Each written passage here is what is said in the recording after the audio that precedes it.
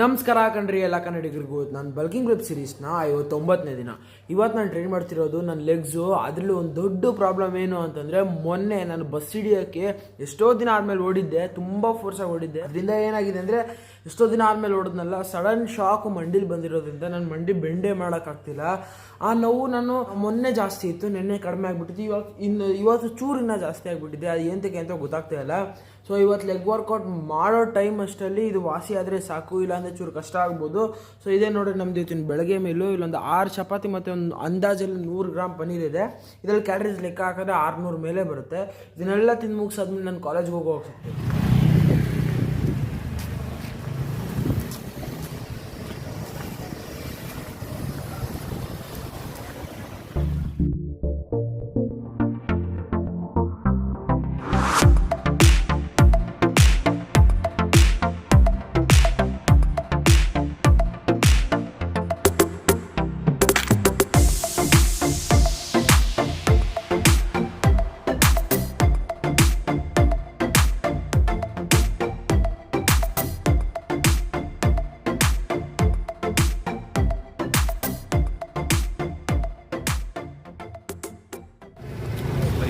Twenty. Butter spicy.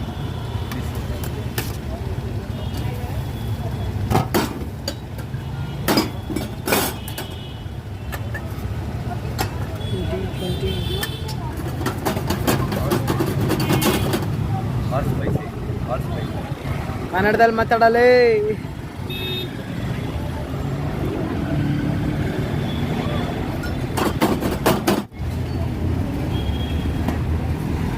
ಒಬ್ಬೊಬ್ಬನೇ ತಿಂತಾ ಇರೋ ಅದೇನೋ ಅಂತಾರಲ್ಲ ಕನ್ನಡದಲ್ಲಿ, ಆ ಫ್ರೆಂಡು ಮಾತಾಡ. ವಾಯ್ಸ್ ರಿವೀಲ್ ಮಾಡಲ್ಲ. ಇವಾಗ ಡೈರೆಕ್ಟ್ ನಾನು ನಮ್ಮ ಮನೆ ಕಡೆ ಹೊರಟಿದ್ದೀನಿ. ಮನೆಗೆ ಹೋಗಾದ್ಮೇಲೆ ಪ್ರೀ ವರ್ಕೌಟ್ ಮೀಲ್ ತಿನ್ನೋವಾಗ ಸಿಗ್ತೀನಿ. Big fan.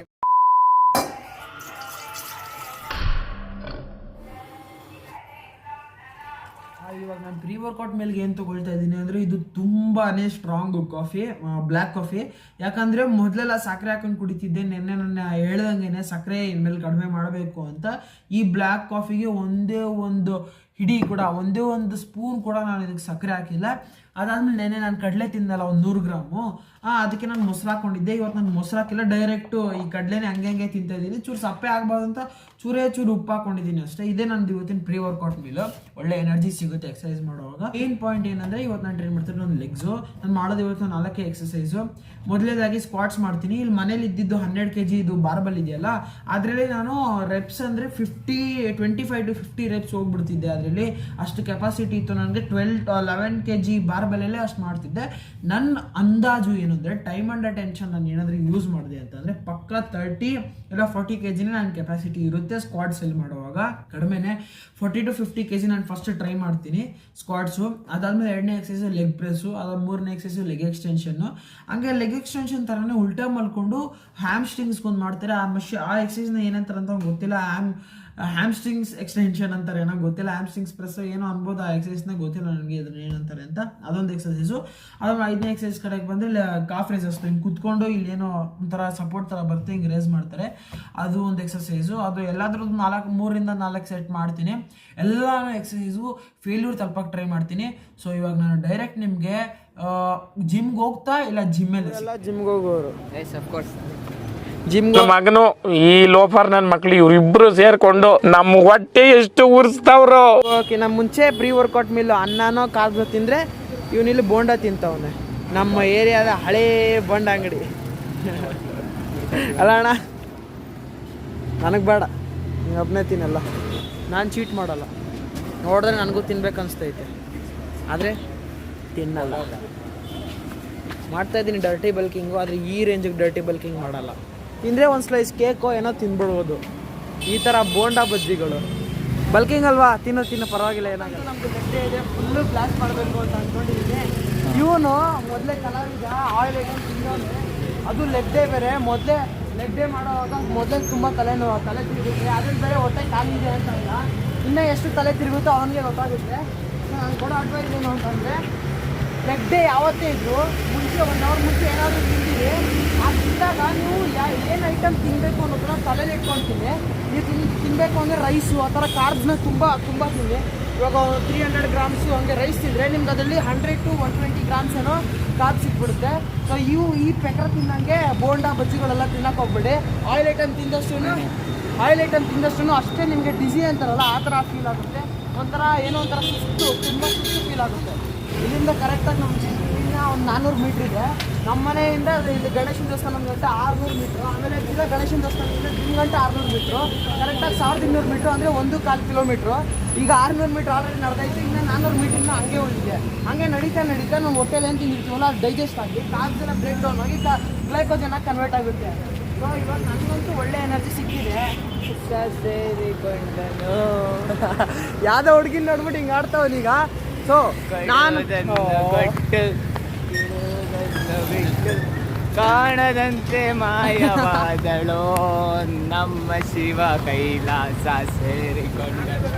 ಒಂದು ಎಕ್ಸಸೈಸ್ ಹೆಸರು ಮರ್ತೋಗಿದ್ನಲ್ಲ, ಅದು ಹ್ಯಾಮ್ಸ್ಟ್ರಿಂಗ್ಸಿಗೆ ಮಾಡ್ತಾರಲ್ಲ ಲೆಗ್ ಎಕ್ಸ್ಟೆನ್ಷನ್ ಮೇಲೆ, ಅದನ್ನು ಹ್ಯಾಮ್ಸ್ಟ್ರಿಂಗ್ಸ್ ಕರ್ಲ್ಸ್ ಅಂತಾರಂತೆ. ನಾನು ಗೂಗಲ್ ಇವಾಗ ಯೂಟ್ಯೂಬಲ್ಲಿ ವೀಡಿಯೋ ಹಂಗೆ ಸ್ಕ್ರಾಲ್ ಮಾಡ್ತಾ ಕರೆಕ್ಟಾಗಿ ಅದೇ ಎಕ್ಸಸೈಸ್ ಬಂತು. ಮೋಟಿವೇಶನ್ ಆಗಲಿ ಅಂದ್ಬಿಟ್ಟು ಒಂದಷ್ಟು ವೀಡಿಯೋಸು ಕನ್ನಡ ಫಿಟ್ನೆಸ್ ಇನ್ಫ್ಲೂಯೆನ್ಸರ್ಸ್ದು ವೀಡಿಯೋಸು ಮತ್ತು ಚೂರು ಹಿಂದಿ ಇನ್ಫ್ಲೂಯೆನ್ಸರ್ಸ್ದು ವೀಡಿಯೋಸ್ ನೋಡ್ತಿದ್ದೆ.